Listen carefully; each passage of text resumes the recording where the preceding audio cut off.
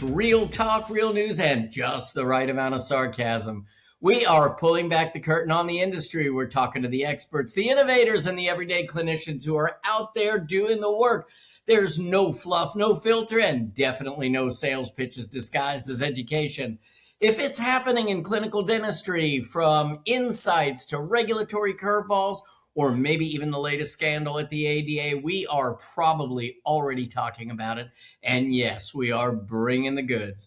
So whether you're a seasoned doc, part of a dental team, part of the industry, maybe you're a curious consumer, or maybe you're just here for the banter, we welcome y'all to the show. Because around here, we're not just in the loop, we are in the know. Hey there, Dinks. I'm Dr. Jeff Horowitz. I am with two amazing clinicians and friends, Dr. Chad Duplantis and Dr. Jennifer Bell. Look how they came up almost like this was synchronized. I'm loving this right now. We created this little platform to make the dental world just a little bit smaller, but a whole lot more fun. Today, we have an incredible guest, Dr. Zach Sisler, and he is here going to be talking about some things with the American Academy of Cosmetic Dentistry and just talking about all things practice. So we appreciate the AACD for being a partner of Dentists in the Know, and we're excited to have Zach on. And my friends, how are you tonight? Well, Jeff, I know you probably weren't looking at the screen, but there's actually a countdown that goes 5, 4, 3, 2, 1. Listen, new platform. It got to 1. You were halfway through the intro, so it's okay. Because here's what happened. What happened. Let me just tell you what happened. All of a sudden, this thing popped up on my screen that said live. And that was it. That was all she wrote. It's showtime. It's go time. You don't stick a live sticker up there, bright red, in front of Jeff Horowitz and not expect him to go, baby. Well, hey, here's the deal. We have already been pretty much banned from StreamYard. Just so he doesn't get confused. We've been pretty much banned from StreamYard, and that's okay. I'm okay with that. I just don't want us to get banned from Riverside because I really like this platform. Well, what did I do wrong here? You didn't do anything wrong. You didn't do anything wrong. I'm so sorry, you guys. I'm so sorry. How's your week? Moi? Yeah, anybody. Actually, pretty average. I guess average is good at this point in life.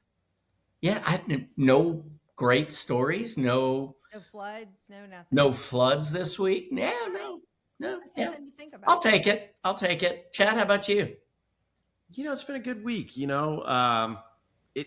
you ever have those days? I say this a lot. Like, today was a working day and today was a talking day. Mm-hmm.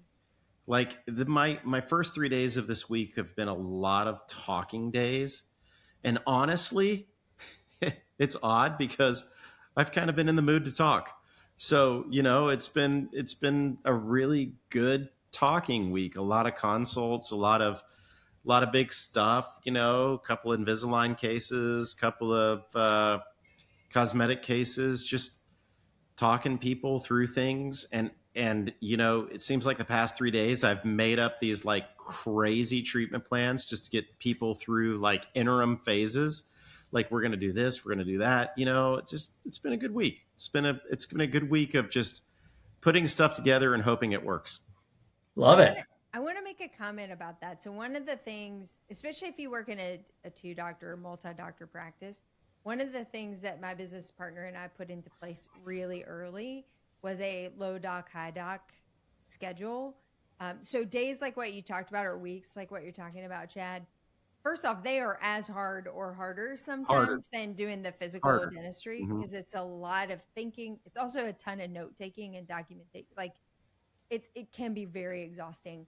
And if you think about it, we're one of the only professions that requires our clinicians to do both of those things simultaneously. So the physical heavy lift and the diagnostic and mental heavy lift, all within an 8-hour time period. So when we did the high-low doc scenario, the original term was like high production, low production, but you probably could make the same argument. On those heavy diagnostic days, I can do Invisalign deliveries, implant scans, I can do all kinds of like assistant driven production. And then on the high production days, those are really just high doctor time days where it's a heavy handpiece day. You're just picking it up and churning all day. That has been a godsend. So for anybody listening that has multiple people in their practice or are thinking about opening up and how they want to structure their schedule, both of those days can actually be incredibly productive. And you get to spend, to your point, Chad, you get to spend that time building those treatment plans, building the rapport. You probably closed a ton of dentistry because you had the time sort of allocated to be able to do that. But for me, mentally and physically, it was so nice to have those two very defined roles within the practice on that day. I was either a heavy diagnostician and a big communicator, or I just put my AirPods in and went and picked up a handpiece and slung enamel rods all day. So it was really helpful for me. And now I don't want to go back to that scenario where I would have to balance both simultaneously all day long. It's really funny that, a couple of things that you said just kind of resonate, but it's really true. I call it the now or later principle. And it's like, you can talk now, you may not produce, but later you're going to produce. Yeah. And it's from the now talking, Absolutely. and it's a matter of just balancing your time. But the other thing that you said that just really just kind of made the lights go off, and I think that everybody would agree, would the most ideal day in the world be just full of implant scans? Yes. But after a couple really challenging deliveries lately, I'm not sure I like implants anymore. I think I've written them off. And that's what happens with the day of implant scans is a day of deliveries. It is, but I'll tell you what, it's now or later, baby, and I'll take now all day long. I love scanning for implants. It's like one of my favorite things to do. If everything's firing on all cylinders. I actually had an implant today that was I've heard about it, haven't had it happen in my practice, cold welded to the I hate Oh that. yeah. it was cold welded to the abutment, the implant. But the thing is that I had to just leave it alone, and I'll have to deal with it in 3 months because excuse me, she had implants on 3 and 4. 4 failed. Several years later, they extracted the 4 implant, grafted the 4 site. I was trying to remove 3, and I was going to do this tricked out, rather than a flipper, I was going to do like a single abutment cantilevered 4 site, just like, okay, we're going to do this. It's going to be really cool. And of course, the damn thing was freaking cold welded. And just with all of the stuff that had just happened in the 4 site, I wasn't messing with it. I was like, you know what? I'm just going to go ahead and I'm gonna crank this baby down to about 20 Newton centimeters. I'm not going 35, and I'm just gonna leave it be because I know that area is still kind of undergoing it's about to start undergoing a lot of changes. So, but yeah, it was odd. So sorry. That happens. I hate putting that force on it because you're like, I know. I don't want to own this. I know. You ever had one where you're torquing and you get like right to 30 and you go to 35 and the damn thing twists? Yes. Oh, shit. And you're done. And then you're done. Yeah. You are so done. Yeah. So, Game over. Yeah. Yeah.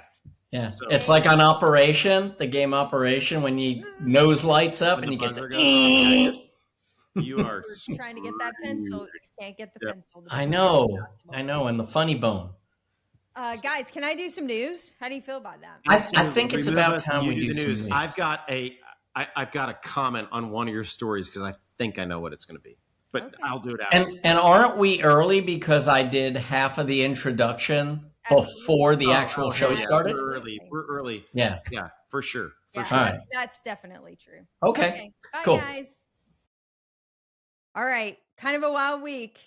I'll end with the salacious news because I know everybody already knows that it's coming. So let's start with the boring stuff because I'm also always here for the boring things. It is important to know that Michigan has just issued their first license for a dental therapist. For those of you who aren't familiar with what a dental therapist is, it's a mid-level provider somewhere between a dental assistant and a dentist. What the specific regulations are in Michigan, I'm not 100% sure. Doing reversible procedures, preventative services, diagnostic services is typical for a dental therapist. Up until recently, they've all had to be trained out of state, which is probably also why there are not that many, only one so far. But they are opening up a program at Ferris State University. So they are going to start training their own in-house dental therapists to be licensed in the state of Michigan. This is the ongoing continual discussion. We're seeing all kinds of solutions coming out of different states to try to deal with workforce challenges, finding dental assistants, dentists, and dental hygienists to be able to perform services. Some are doing these really expanded. I think Arizona just released this very expanded dental assistant who's moving into some of the hygiene roles. You're seeing mid-level providers, you're seeing expanded on the dental hygiene side too. So anyway, lots of activity continuing to happen to sort of address the compression in staffing shortages. So this is Michigan's now online with their first dental therapist. I love this next story, and I'm not going to be bashful about it. And I'm even going to mention the name. A class action lawsuit was filed at the end of the year, December 31st to be specific, by Kevin Walsh of the U.S. District Court for the Southern District of New York. Who did he file it against? Delta Dental. What is he upset about? Something I'm also very upset about. It's the lack of disclosure for out-of-network providers. So if you happen to be not in network with Delta Dental, but patients would like to continue to see you in your practice, you are unable to get a fee schedule from Delta Dental. This isn't unique to Delta Dental, and I won't pick on them specifically. This is actually an across-the-board problem with most of the dental insurance companies. If you're not in network, they will not disclose a fee schedule, but they will disclose a coverage rate.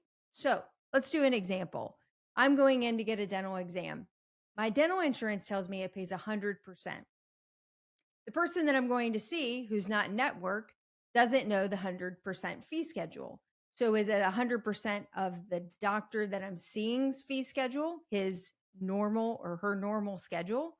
Or is it another schedule that none of us are aware of? Why does this matter? Because despite popular opinion, dentists actually don't like to surprise bill their patients. They really like to be incredibly upfront. In fact, I will go as far to say we take that incredibly seriously, more than the medical profession. How do I know this? Because I've had enough medical procedures done to know no one ever sat me down, showed me a treatment plan, explained to me how much my out-of-pocket was going to be. I just started getting bills in the mail. So dentists don't do that. They're a cottage industry. They work in their communities. They want to be able to look you in the eye when they see you at the grocery store. So they want to be able to disclose. They don't want to send a surprise bill. If they can't get access to the information, we cannot wholeheartedly give you a treatment plan where we really understand what your coverage is going to be. So I'm all in, Kevin Walsh. If you need support or help, call me, because I am glad that someone is finally taking a stand to say, doctors are genuinely trying to do right by their patients. These malicious and discretionary tactics by all dental insurance companies to make that more difficult is only at the detriment of the doctor and the patient relationship.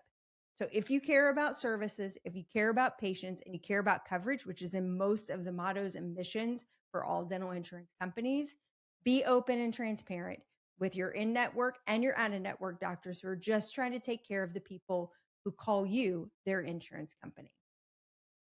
Another really interesting article that came out that was a little contentious, a little clickbaity, if you want to know my opinion, was this new ADA article that came out about updated guidelines on radiation exposure. And in fact, a lot of the clickbait was for the title that said updated on an as-need basis. Now that's really the medical model. I don't, except for a few cancer screens like your colonoscopy, your mammograms, and those types of things that somehow got through this magical lobbying ability. For the most part, medical providers do not take images of you, CBCTs, MRIs, etc., unless you have a chief complaint. Dentistry is a little different. We like to operate more on a preventative side based on risk factors to capture images on patients. Well, the ADA's clickbait headline, I don't think it's all ADA's fault, it was how it was reported, is that now they're updating it to an as-need basis, which would really start to move towards a medical model. Why do I care? Because really that starts to open up the idea that medical or dental insurance companies might stop covering radiography on the intervals that they're currently covering it. Now, we abide by the ALERA principle, which is to use radiation as low as possible to achieve the results and take it as infrequently as is necessary based on risk factors for the patient. And there are a lot of guidelines that were just sort of massaging the 2012 guidelines that came out over almost 2 decades ago now. No, 1 decade ago. That give us all of those recommendations. There's a few updates and a few nuances that you probably should log on and check out to make sure that you're currently practicing within the guidelines of the ADA. But other than that, there wasn't this big aha moment within these guidelines to say, oh, we should be doing things differently. Doesn't really matter though, because if it hits mainstream press or if the insurance companies decide to use this as an action item for their reduction of benefits, ultimately we're going to start to see that change. I love that Chad, I talked to Chad about this not that long ago. You know, a lot of insurance companies require imaging that I don't even need to take in order to do a procedure. I don't need an updated panoramic image on a patient that I want to do a partial on. That is not required for me to make a partial on a patient. If I have an image within a certain time period of a pano for pre-screen for pathology, I don't need a pan to make a determination on whether or not a partial is indicated. But the insurance company wants that image. So now, do I take an image just to help the patient get reimbursed, or do I cite this most updated article that states that I should only be taking images that would be absolutely necessary in order to do my job, not to ensure insurance claim coverage? And the last story of the night has made national news. The 2 dentists that were murdered in Ohio, now the ex-husband has been arrested for charges of double murder. He's a vascular surgeon, seemingly kind of normal guy. No major things have ticked off about this guy yet. We don't know. And of course, he is innocent until proven guilty, but quite interesting turn of events in this story that the ex-husband of the wife who was murdered, along with her husband, has now been taken into prison for suspected murder charges. And with that, that's the news. All right, guys, now I have to bring you back. And this is a lot for me to manage. Oh, Chad's missing. There I am. What the hell happened? Hey, real quick, I just got to say 2 things.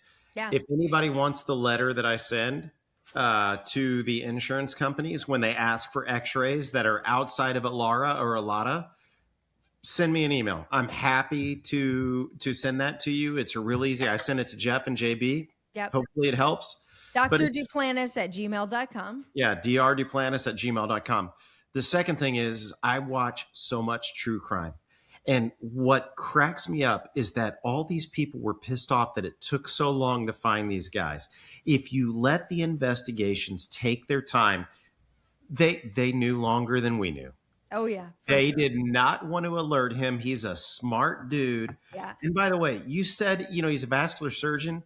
He's a creepy looking son of a bitch. I'm just going to say it right now. And you know what? I don't care what I say. He can come after me. He's a creepy looking son of a bitch. And It's the best time to say it. He's in jail. Yeah, he's in jail. And you know what?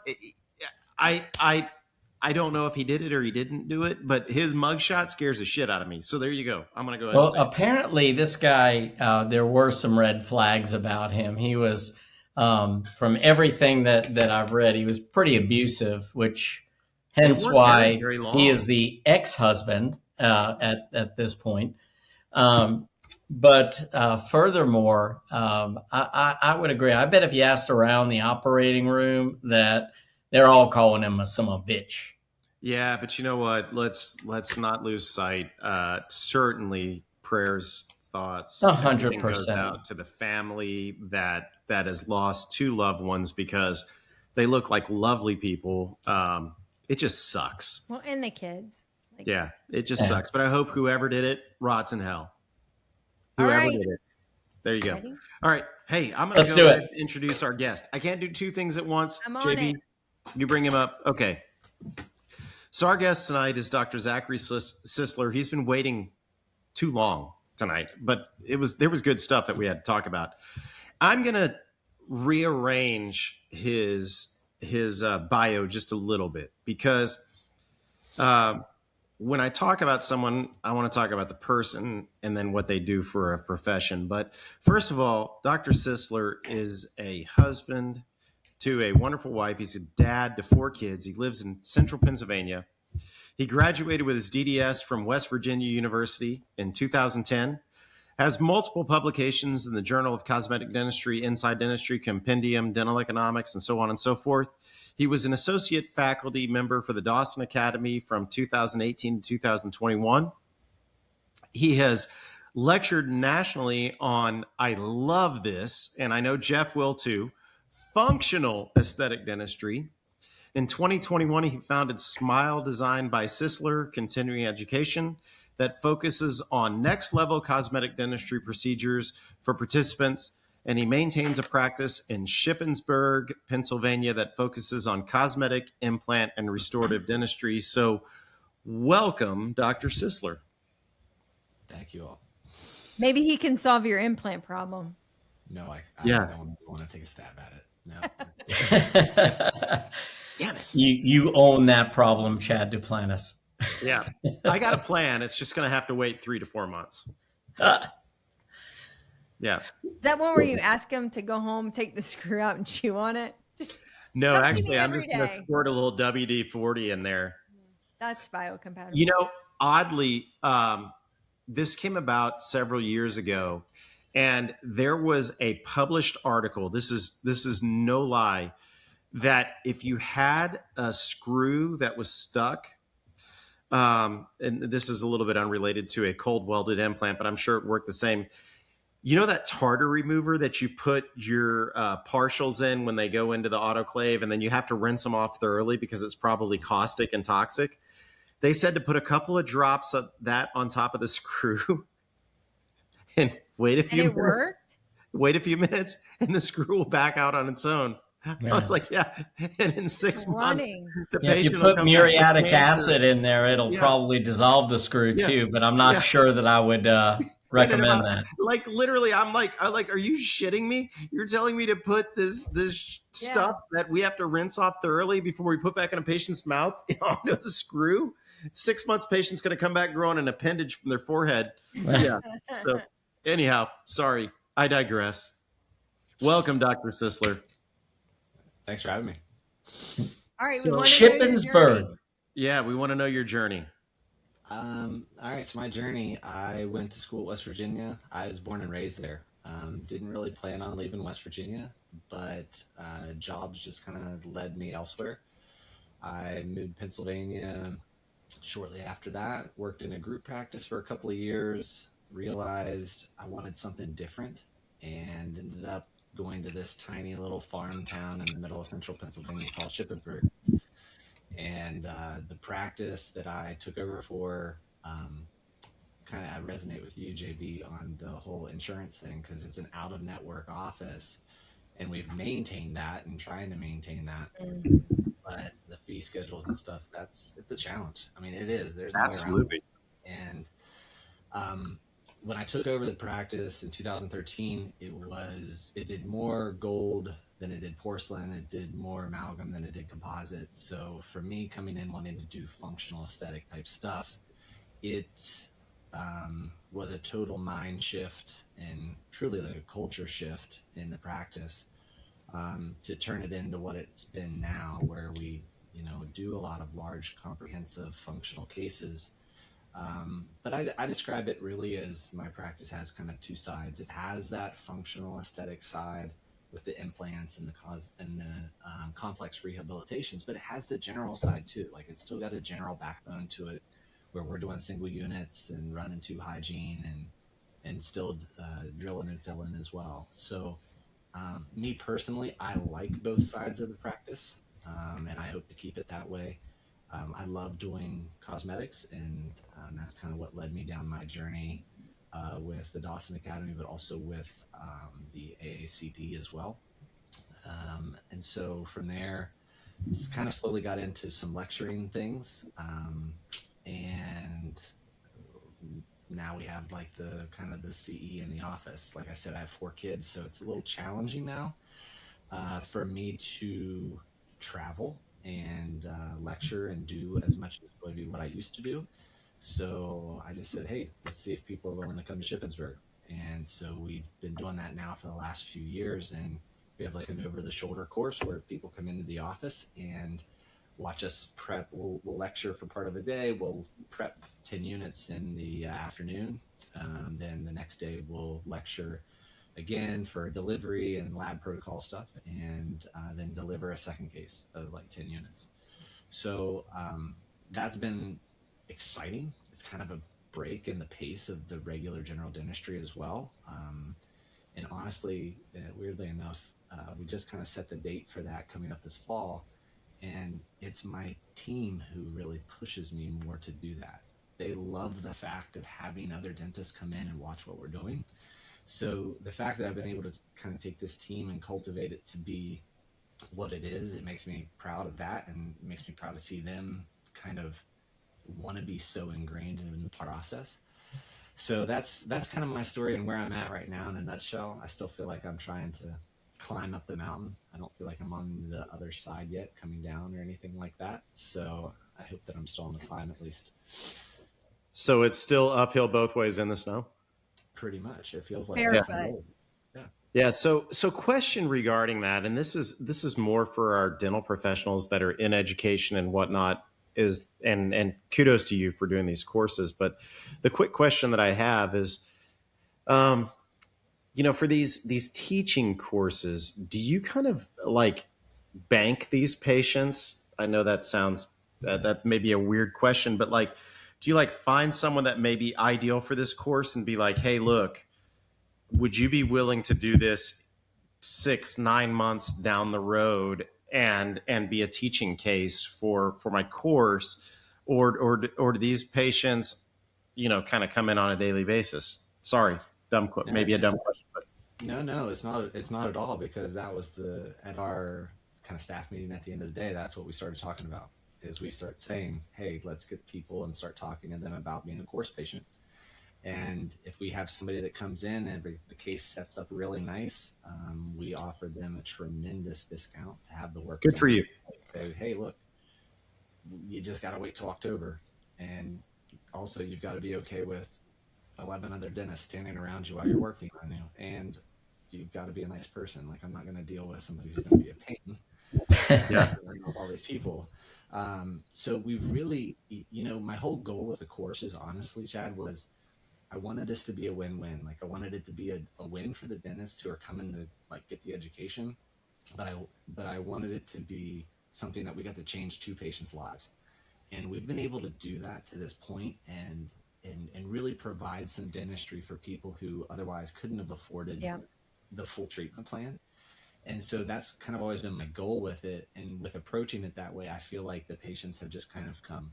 And we've had people ask before, like, hey, I hear about this course, like, would I be a candidate for that?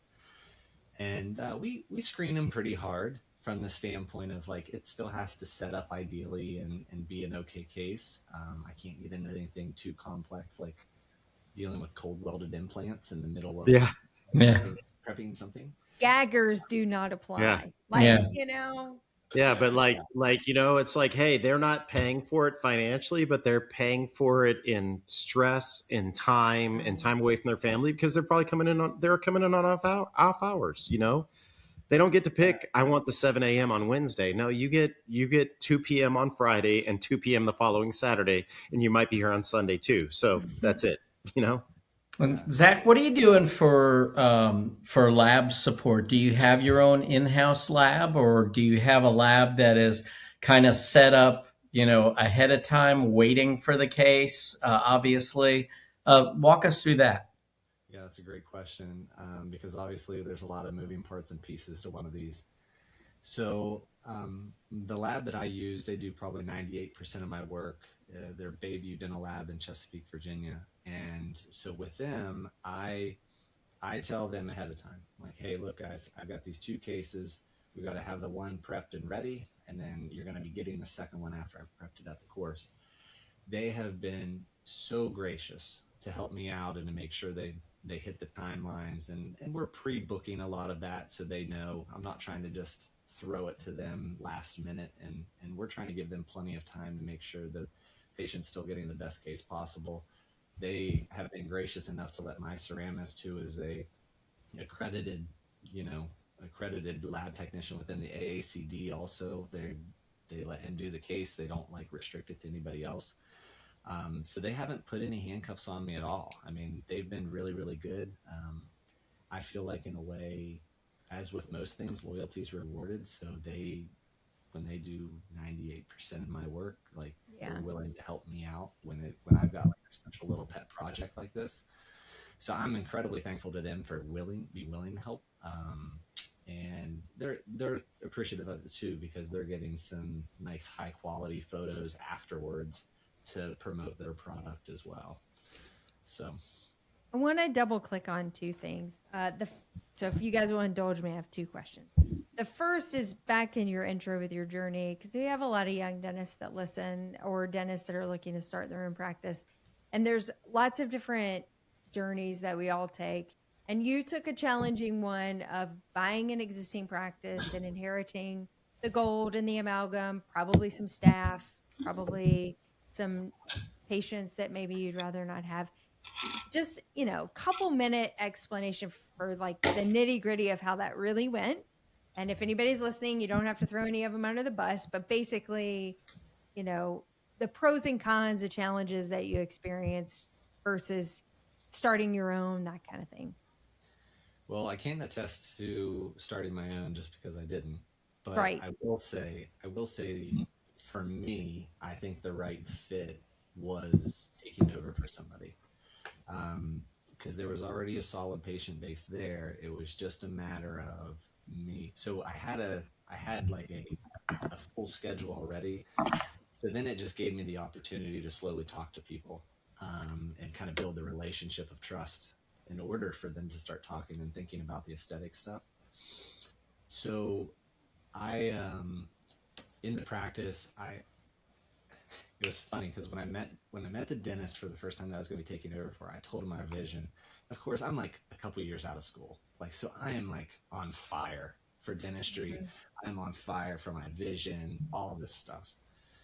And he looks at me and goes, "I don't do any of that here, so I guess you'll have to see if it works, but it's up to you." I'm like, okay, well, I'm sure it's going to work because I'm going to make sure it's going to work. But I always talk about, in my courses and different things, you have to find your Zora. And so what I did early on in my practice was I found that person who couldn't really afford the dentistry to have it done, but wanted it so desperately. And everybody's got a Zora in their practice. Like, if you say you don't, you're not looking hard enough.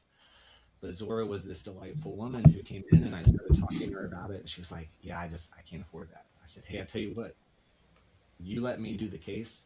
All I want is your photo at the end." And she graciously did it, and it just kind of exploded from there. So I feel like for the nitty gritty, like for somebody who's just getting into a practice and you're trying to figure it out, find that person in your corner and then be a total advocate for you. Now, in the midst of that, I'm still doing general dentistry on the side. I'm still doing all of the hygiene checks and everything too. And I'm slowly building up this rapport with people. But the word of mouth that I got from her was invaluable. Like, I can't put words to it. And she's still a patient in the practice today. I mean, she's kind of one of those forever patients now. Like, I won her over. She kind of stole the hearts of us, and so everybody's a win-win. So again, in taking over a practice like that nitty gritty, like she was already there. There's some low-lying fruit there for me to go ahead and pluck, and I'm still reaching through some of these apple trees to try and like get to some of the other fruit that I haven't gotten to yet 13 years later. But there was a lot there already compared to me maybe starting my own, where I maybe wouldn't have that patient flow. Maybe it wouldn't have went as fast for me. So I'm thankful for the way it went. So in that process, you're buying your practice, you are slowly making these conversions simultaneously, which I think our journeys are somewhat similar in that vein. There's this desperate hunger to be better, desperate hunger for education and pursuit. Now let's look on the other side of the curtain. What was going on for you at that time? What types of educations were you pursuing? What caught your hair on fire? What hair? What do you mean? Well, clearly it caught on fire. That was Did, right? that was just cruel. That was just cruel. She's rude like Trying that. to open the can. Jeez, oh, He said it, jeez. and I had then it. I had the Yeah. hair back then. Don't get me wrong. I had the hair back then. yeah. Then it caught on fire. We got it. No, I was one of those people too coming out of dental school. Like I was already on fire for like education. Like I wanted to learn more. Yeah. So what I tell a lot of young dentists, and whether you're just getting started in your practice or whether you're just coming out of school, never regret investing in yourself. Like if I'm going to bet on something, I'm going to bet on me. Like there's no doubt about that. Because like if I'm going to take money and I'm going to put it towards CE and time away from my family and things like that, first I want it to be valuable, but I'm dang sure going to use it when I get back to make sure that investment turns out. So rather than me spending tons of money on advertising and other things trying to get patients in the door, I'd rather invest in me to have the skill set ready to treat the patients that are already in front of me. Now, I was lucky in dental school. I had a professor who said, hey, when you get out of here, I can just tell you need to go somewhere. You need to go to like Dawson or Pankey or Spear or something like that to get a comprehensive kind of continuum under your belt. And so I chose the Dawson Academy at that time. It transformed the way I practice. Never in a million years would I thought like Dr. Peter Dawson would have been a mentor of mine and we're sitting around having dinner and things like that. I just never thought that. But I told him, I was like, I'm on fire for this cosmetic stuff. Like I really want to learn. Okay, now I've learned the functional side of it and how to make it last, but how do I make it like to the nth degree beautiful? But I love that you learned that first, because I think that is such a critical piece, and obviously it's what I rant about all the time. But I wish that before everybody was so worried about how to make it beautiful, they should consider what got patients the way they presented in the first place and figure out what you need to do to protect it so you're not in the same boat as the dentist that came before you. What's your catchphrase? Form follows function. Don't be too quick to pick up the handpiece. No, it's the other one. What's the other one? Treat I don't the know. cause, not the casualty. Oh, yeah. Treat the cause, not the casualty. And I have so many catchphrases, JB. I know.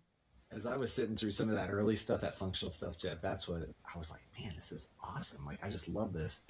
And so to me, it was kind of, I'm a big form follows function guy. So like, if I get the function dialed in, we say, if I can dial in the function, the aesthetics just effortlessly fall into place. And a lot of times too, when I was starting in my practice, I mean, it was very nuts and bolts type dentistry, but it was a lot of functional wear. I mean, like I've done many rehabs at an A35 shade. It's not really about the shade of it. It's about, hey, how, I have patients in Central Pennsylvania. I say, hey, doc, look, I want steak over shade. So just make sure I can chew with it.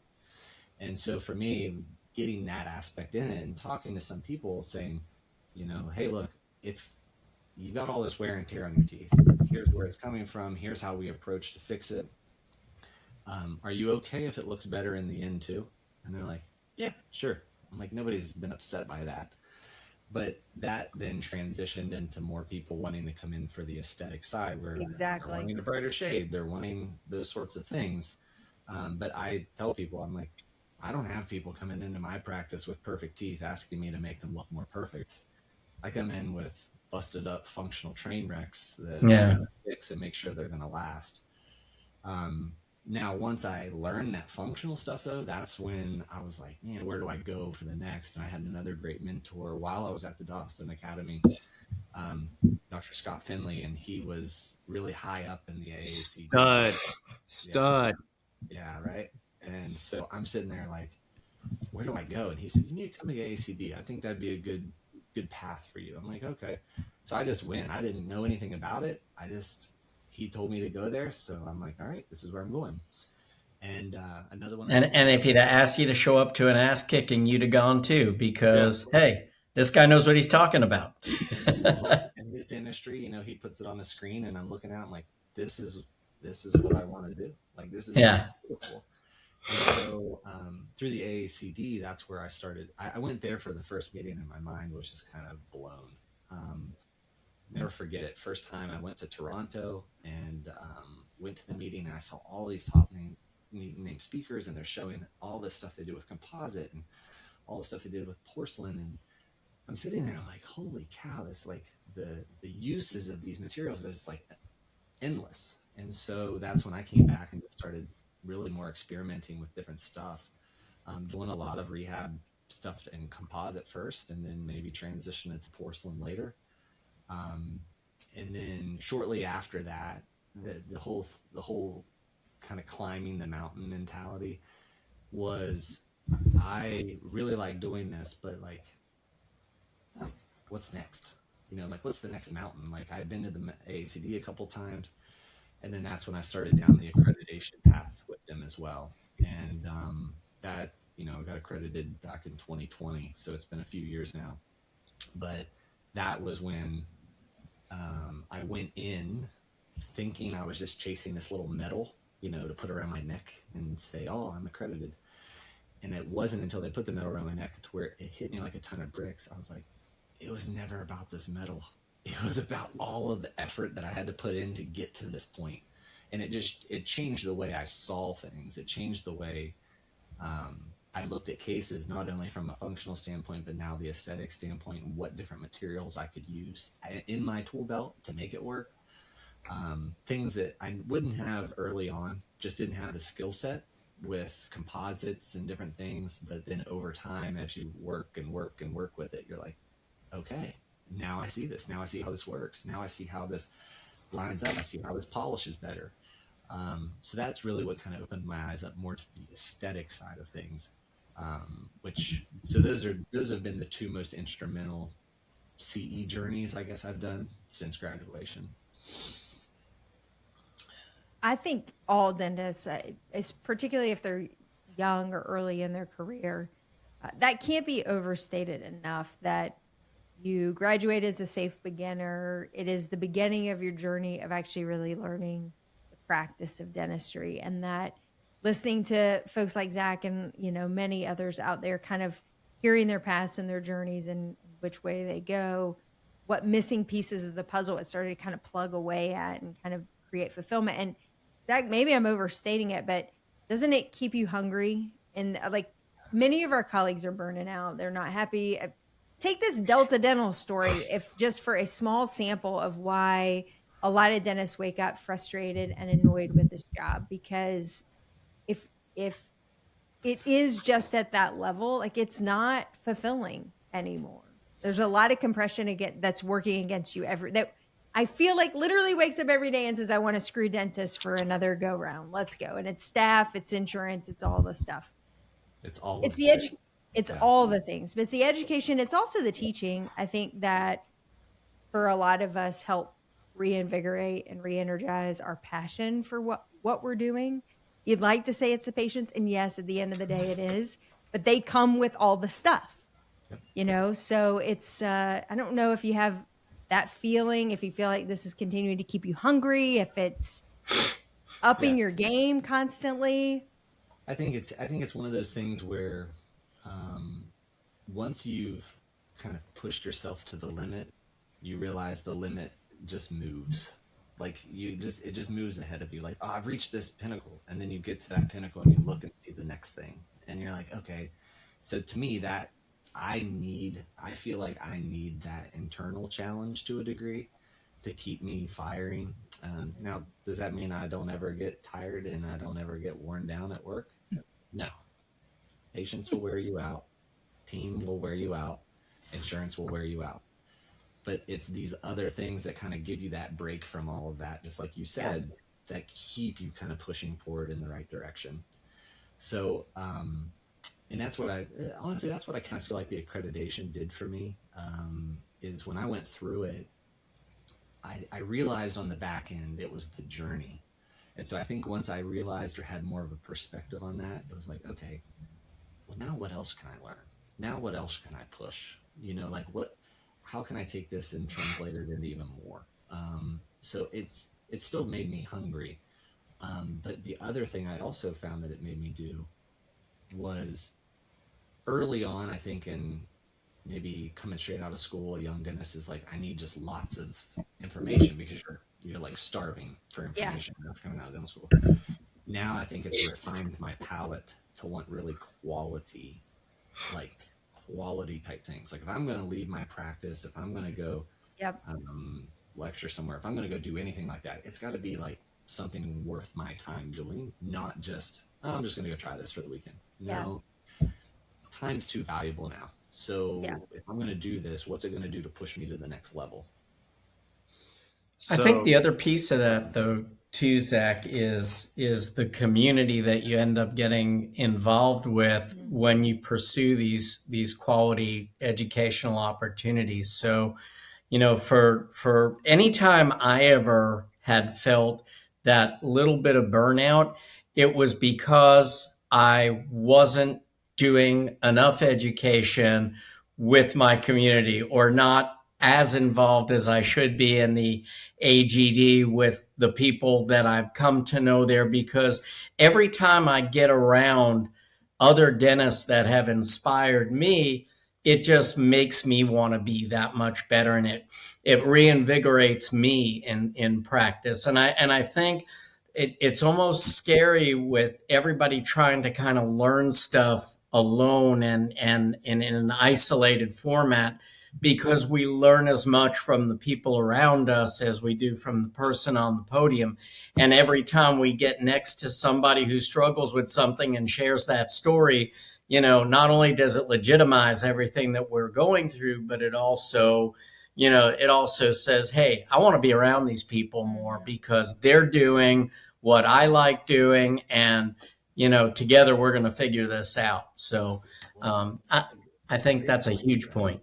A great point to that is, and this is something I always try to impress on my kids right now, is you're the average of your 5 closest friends. So choose your friends wisely. And so for me, like when I showed up at the AACD, like I found my people. Like I found the people that I wanted to be around who were going to push me to be harder. Like you hang around 5 people who hate dentistry and are burnt out and are like wanting to get out of dentistry, like you're going to be the 6th. But like you find somebody who loves what they do and you're hanging out with them and they're kind of spurring you on, like they're going to push you to higher levels than what you thought was possible as well. And that's kind of what I felt. So I always say, choose your friends real carefully. Yeah. So you're saying JB and I should get rid of chat? It was pretty much stated. First one of the year, JB. No, I had one last week too. Oh, did you? All right. So I got a deep question here.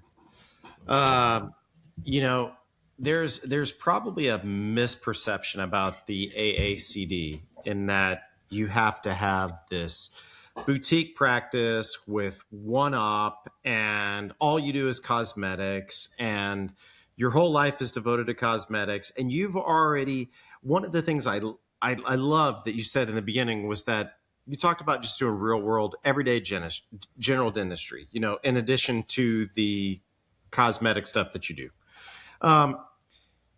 Tell us a little bit about your practice, because I know you're very involved with the AACD, but your practice seems like it's got a very good mix of bread and butter dentistry and high-end restorative dentistry. So tell us, hygienist, assistants, front desk, what does your practice look like on a daily basis? Okay. So for me, I work 4 days a week, Monday to Thursday, 7 to 3 every day, no lunch. We have a weekly staff meeting, one day a week, just to kind of make sure we're prepped and ready to go for the next week. We have 2 front desk out front desk associates who are kind of planning and coordinating everything from schedule, also to these courses that I do. And then I have 1.5 hygienists, so one full-time, one part-time. Don't we all? Yeah. Well, we're trying to scale that second one up right now, and it's been a little bit of a challenge. I just had a hygienist retire after who'd been with our practice for like 35 years. It's tough. So, I get it, dude. It was a tough field, but we found a great addition to kind of go into it. So that's been good. I have 2 assistants who work with me routine, daily basis, and the one's been with me a year. I feel like you couldn't tell that she's been with me a year, because whether I'm sitting down to do 18 occlusal or inserting 3 through 14, she's like, okay, here we go. And so from that aspect, I feel like my practice is a little bit diverse. Assistants and things who come in, like you might have came from a general practice where you thought we were just doing one or two teeth at a time, and we're sitting down doing a lot. As far as like the breakdown of that, I find that if I'm doing 1 to 2 large comprehensive cases a month, that's enough for me. I want to maintain a certain quality of that as well. Yeah. So I don't want to necessarily do more just to do more for the sake of doing more, but then have the quality slip. So we're still trying to operate at a really high level from that standpoint. I just noticed when I get to do like 3 cases a month, it starts to put a lot of stress on a lot of people. So from a general side, it's probably, I would say 80% of what we do. 20% is probably the cosmetic side. So to your point, I think the AACD used to get that rap. But I think you find there's a lot more people out there probably with a practice like mine.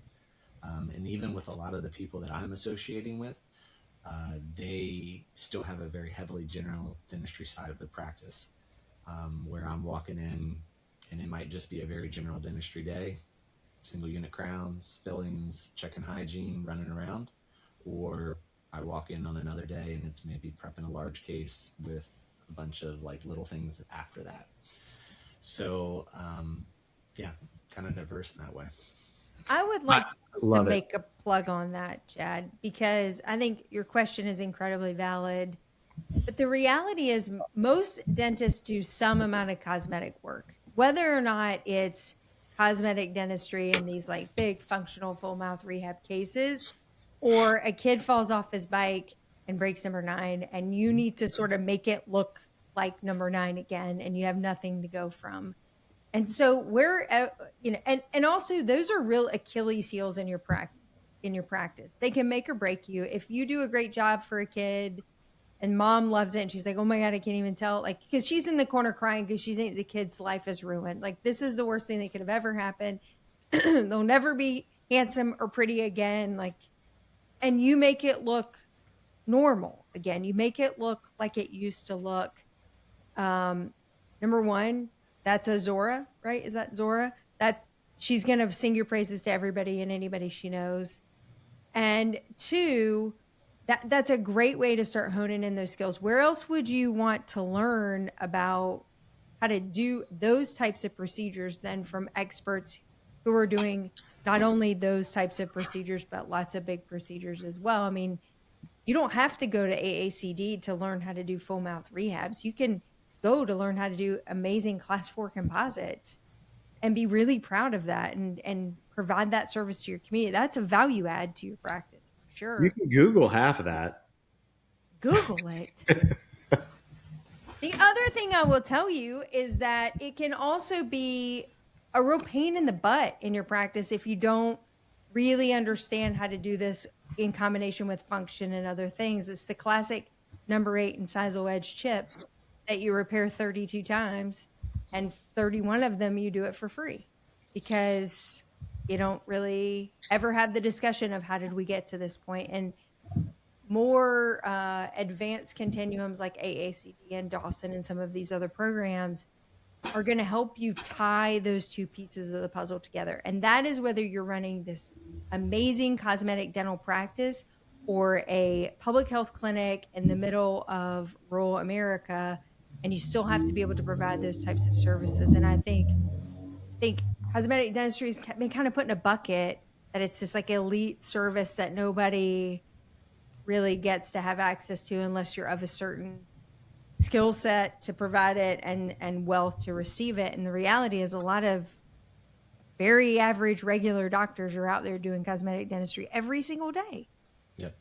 You know, is there a place like, can they be a part of a community? Can they find a home within AACD that, you know, kind of gives them a track? Because it's a little overwhelming to go to the big meeting, right? You're like, well, and I would tag two things onto that. Like you're talking about class 4 composites. I went to the AACD one year, and every course I took was a class 4 composite. So it's so important. I was sick of them by the end of it, but I had learned it. I had learned how to do it multiple different ways from multiple different lecturers who were world renowned on it. So the beauty of it was I found what system kind of worked in my hands, and I got to be efficient and profitable at that. So, but to the second point, to tag on what you were saying there, JB, it was that class 4, just like with any kind of aesthetic procedure, like what you're doing for the patient is just providing hope. Like you're just providing hope with this small little bit of composite resin that, like, hey, this is okay. Like, we got you. Don't worry about that. Like, we're going to make this work. You're going to walk out of here with a tooth. Like, you're in good hands here. And whether you are in a cosmetic practice or whether you are in that public health clinic, like, you have that ability to do it. Within the AACD, like, we never want to seem there as elitists. We never want to seem as like, oh, you can't do this unless you go through accreditation. Not at all. We welcome you to the meeting. It's one of the greatest places to get a vast array of type of CE, meaning like if you want to learn about porcelain, or you want to learn about composite, or you want to learn about different lab procedures and how that works, great. It's got a whole smattering of things. But as somebody was saying earlier, I think maybe Jeff, the online component now too is huge for a lot of younger dentists who maybe can't swing going to the meeting and paying the flight and paying the bill for the hotel. So the AACD's kind of provided 2 different tracks for that, even where as a general member, you can have access to all kinds of online content where they have recorded online lectures. Like I've done a few for them before. There's a what they call the Aesthetic Skills Studio, which is like really for a lot of general members. They have top-notch speakers, like all like world-renowned lecturers come in and doing like this monthly webinar type thing for them for a discounted rate, and you pay for that like in conjunction with your membership. So it's kind of one of those things where you could take advantage of that, or you might just take advantage of the online CE. And then we have it all the way up to another program called the Dojo, where it's geared towards accreditation. Like, hey, you know what? I think I'm ready to like kind of push myself and go to the next level. You could join the Dojo, and it's going to be very geared towards, hey, what does it take to get through that process? Let's coach you through that process. Let's mentor you through that process. Your CE is all focused around that. So they offer a lot of different tracks for kind of meet you where you're at. Not this, you have to come up to our level. No, it's not that at all. Let us help meet you where you are. You know, if you're a young doc, then I think maybe that online component is kind of what gets you in the door and gets you to know a little bit more and gets you some more experience. And then maybe if you're more of a seasoned doc and you're looking to challenge yourself, you're looking down the accreditation track, something along those lines. But I'm a big believer in it just because like it transformed the way I practice. So Zach, if I'm Jeff, the young dentist, and you know I'm hearing this now or seeing this on YouTube, and I say, you know, I'd like to check out the AACD. This sounds really great to me. I'd like to go down this path, or at least explore this path. And I know there's there's your big annual meeting coming up in April. And is this something I can go to without being a member yet of the AACD? Or how do I get involved with this? Will there be content for me as a new dentist that I won't feel intimidated if I go? And what is there for me? And, you know, talk about the meeting for just a minute, if you would, because I think this is an incredibly important point is that we all have to start somewhere, right? You got to start somewhere, and I think that's one thing that AACD is trying to work hard on is, like I said, meeting people where they're at. Some people might find that the big meeting is overwhelming to them. There's too much offerings, those sorts of things. Whereas somebody else is like, I want to go meet people. I want to go hang out and find my people. And that's kind of your place. You know, I mean, like you show up, there's lots of camaraderie around that event. And there's also a lot of kind of like the meet and greet, social hours, different things to get to know people. There's going to be a wide array of courses there. You're going to have like Newton Fall teaching composites. You know, I used to teach a preparation course. I teach photography there. There's going to be, I mean, there's just, it's a vast, vast array of courses. So I think there's a good smattering of everything for somebody who just wants to even go try it out. For the other person who's like, well, you know, the meeting itself is going to be too much, then okay, you know, maybe it's just a simple membership and starting going down the online where you can get all the online content like with your membership. That's great. For somebody who wants a little bit more, then you start looking at some of the study clubs and different things like that. Me personally, I'm a huge in-person kind of learner. So like I do better in person, but I know a lot of people and a lot of younger dentists who like the online content.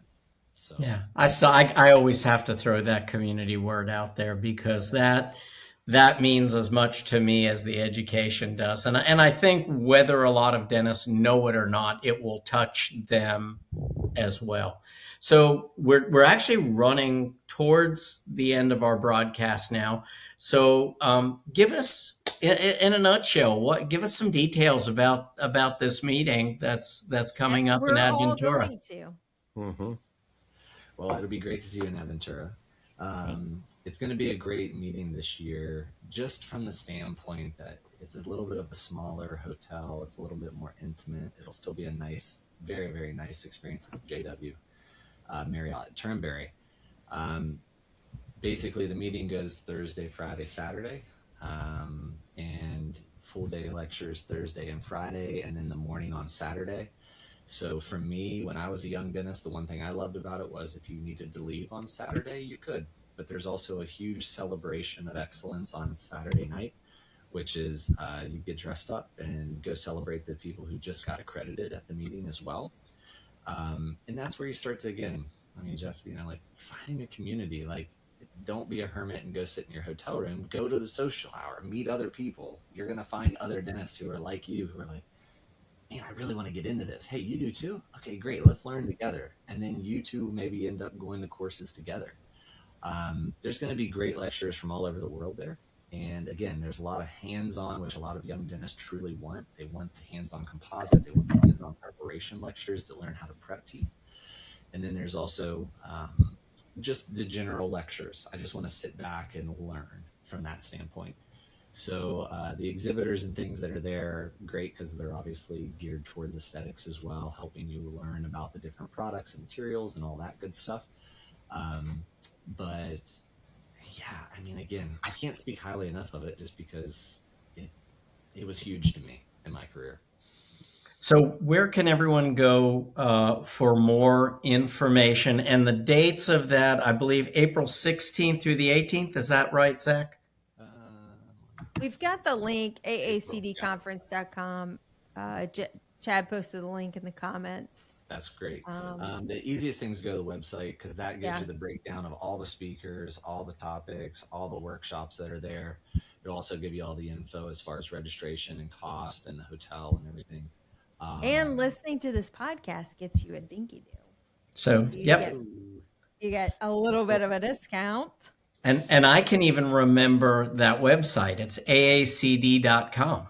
That's an easy one. We're also offering a discount on the study clubs as well. So I think, you know, reach out to us if you want more information. We can get you connected to the right people. But they're really excited about offering this opportunity for new blood to come into the organization and get excited about comprehensive American Academy of Comprehensive Dentistry. I'm trying to plug it. Amanda kind of bought into it. She thought that was a pretty good idea. because the reality is there's so much function and other things that are happening within the aesthetic. It's really not just aesthetics, because we know that aesthetics alone just doesn't really survive. And so it's the whole thing. It's super complex. The whole schmear. The whole schmear. Hey I guys, love it. as we close it out for tonight, if you'll indulge me, I would love to just play this quick video that AACD sent. It's kind of a brief synopsis of all the opportunities. For those of you who are listening to us on audio, enjoy just the vibes. I don't know, because you can't see any of the other things. So.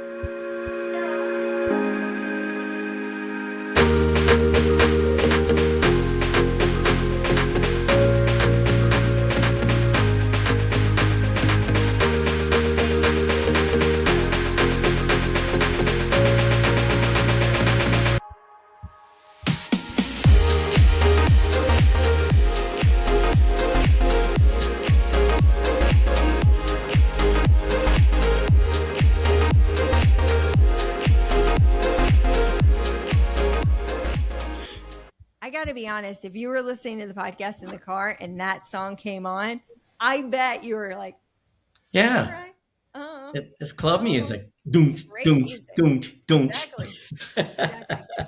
All right. Thank you so much for coming on tonight. Hey, Thank you, Zach. So much for having me. I'm humbled.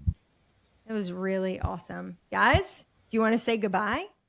I wanted to say goodbye. I thought there was no good night, kiss my ass, nothing. Like there was nothing. I thought you were just closing out and saying, I don't even dare cheat. I want to close with one thing that Zach said that I just think is so powerful. And I think that it closes on both a personal and a professional level. I haven't heard it in a while, but my dad taught it to me as well. You are the average of the 5 people that you spend the most time with. And with that being said, choose your professional relationships wisely and choose your personal relationships wisely. I see so many young dentists that have a really hard time making those professional connections. And just remember that statement, because dentistry can be really, really freaking lonely if you don't have at least 5 people that you can spend your time with. So I think that was a wonderful statement. I love that you said it. I love that you're talking to your kids about it. And thank you so much for being here. Great to see you. Have a good one. Right. And we will see you in April. We'll see you in April, brother. Can't wait. All right. Good night. Good night, everybody. And that wraps up another podcast for Dentists in the Know. On behalf of Dr. Jennifer Bell, Dr. Chad Duplantis, and myself, remember that we've got a great profession, so let's make it a great day, dinks.